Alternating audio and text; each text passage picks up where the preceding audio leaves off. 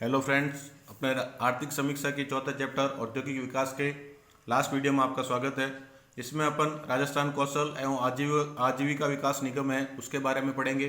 तो यह Rajasthan mission on livelihood इस अपने RSLDC द्वारा लॉन्च किया गया था। यह आजीविका पर मिशन शुरू करने वाला राजस्थान जो है वो पहला राज्य है। अब RSLDC बहुत सारी तरह की योजनाएं चलाती है, कुछ अपने राज्य के द्वारा वित्त पोषित है और कुछ केंद्र सरकार द्वारा। तो RSLDC द्वारा क्रियान्वित और राज्य सरकार द्वारा पोषित योजनाओं को पहले देखते हैं। पहली है राजविका। इसका पूरा नाम है रोजगार आधारित जन कौशल विकास कार्यक्रम। इसका उद्देश्य युवाओं को रोजगार उन्मुख कौशल प्रशिक्षण प्रदान करना। इसके दो मॉडल के तहत कौशल प्रशिक्षण दिया जा रहा है। पहला है विशिष्ट मनोनयन और दूसरा है recruit train and deploy model. तो पहले क्या किया जाएगा, जो भी अपने कार्मिक है या फिर कैसे कह सकते हैं जो अभ्यर्थी है जो प्रशिक्षण ले रहे हैं उनका पहले रिक्रूटमेंट किया जाएगा, उसके बाद में उनको ट्रेनिंग दी जाएगी और फिर जो है वो कार्य पर डिप्लॉयमेंट या फिर उनको नियोजित किया जाएगा। राजस्थान सरकार द्वारा वित्त पोषित दूसरी योजना है सक्षम। इसका पूरा नाम है स्वरोजगार आधारित कौशल शिक्षा महाअभियान।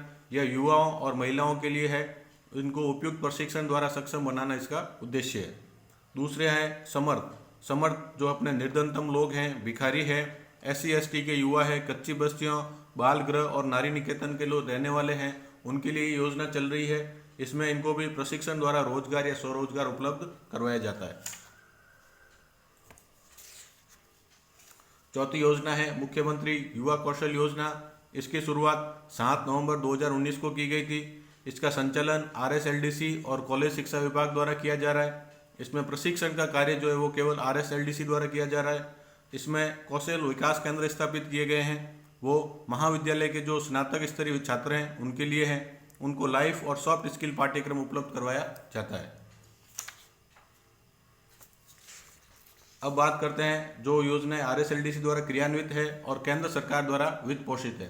पहली है DDU-JKY, दीनदयाल उपाध्याय ग्रामीण कौशल योजना। इसकी शुरुआत 16 अगस्त 2014 को उदयपुर से की गई थी। यह ग्रामीण विकास मंत्रालय भारत सरकार द्वारा संचालित है। इसमें कौशल प्रशिक्षण और नियोजन कार्यक्रम आयोजित किए जा रहे हैं। अगली है प्रधानमंत्री कौशल विकास योजना।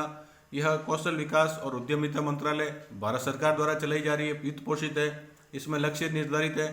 तो जो अपने प्रधानमंत्री कौशल विकास योजना 2.0 है उसमें का लक्ष्य था 41,000 युवाओं को प्रशिक्षित करना और 3.0 का लक्ष्य है 32,523 युवाओं को प्रशिक्षित करना। केंद्र सरकार द्वारा वित्त पोषित अगली योजना है संकल्प स्किल एक्विजिशन एवं knowledge awareness for livelihood promotion. यह भी कौशल विकास और उद्यमिता मंत्रालय भारत सरकार द्वारा वित्त पोषित है। इसका उद्देश्य है राष्ट्रीय एवं राज्य दोनों स्तरों पर संस्थागत तंत्र को मजबूत करना और गुणवत्तापूर्ण प्रशिक्षकों और मूल्यांकनकर्ताओं का एक पूल का निर्माण करना। अब बात करते हैं RSLDC द्वारा अन्य योजनाएं और कार्यक्रम क्या क्या चल रहे हैं। इसमें एक है प्रवासन सहायता केंद्र। यह RSLDC द्वारा प्रशिक्षित युवाओं हेतु है। अपने गृह निकर के बाहर कहीं अगर यदि नौकरी कर रहे हैं तो उनको 5 प्रवासन सहायता केंद्र अब तक राजस्थान में स्थापित किए जा चुके हैं। फिर है बोर का पूरा नाम है भिक्षुक अभिविन्यास एवं पुनर्वास।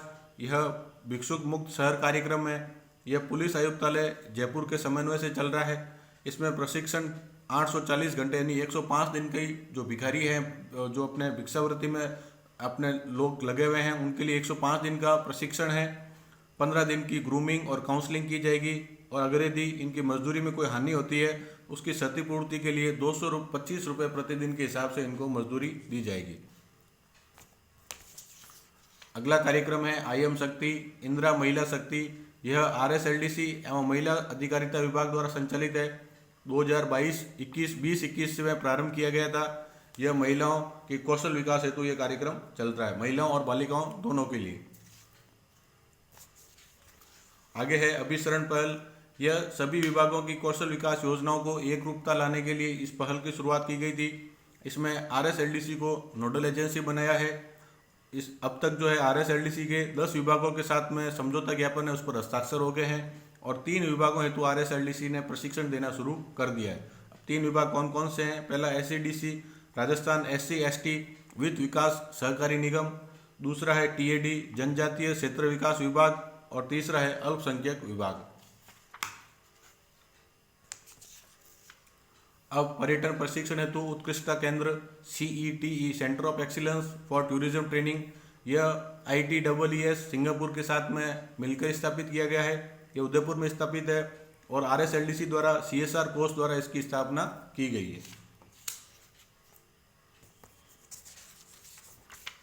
आगे है प्रस्थान पूर्व दिशा निर्देश प्रशिक्षण कार्यक्रम। यह भारत विदेश मंत्रालय के दिशा निर्देश के अनुसार जो ये कार्यक्रम चल रहा है, इसमें जो प्रवासी श्रमिक है उनको किसी दूसरे देश में जाने से पहले कुछ वहाँ की गाइडलाइंस बताई जाती है। ये राजस्थान के 5 जिलों में कार्यक्रम चल रहा है। कौन कौन से 5 जिले हैं? जयपुर, सीकर, झुंझुनू, चूरू और नागौर।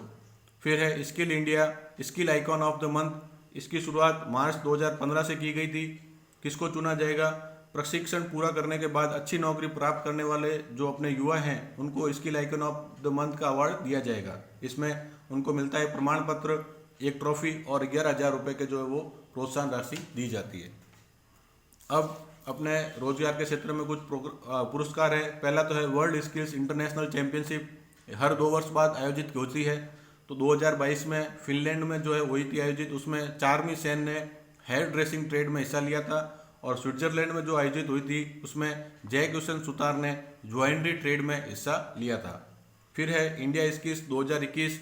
इसके अंदर राजस्थान ने 1 स्वर्ण पदक, 1 रजत पदक, 3 कांस्य पदक और 5 उत्कृष्ट पदक जो है वो हासिल किए थे। धन्यवाद। इसी के साथ में अपनी चौथी यूनिट समाप्त होती है।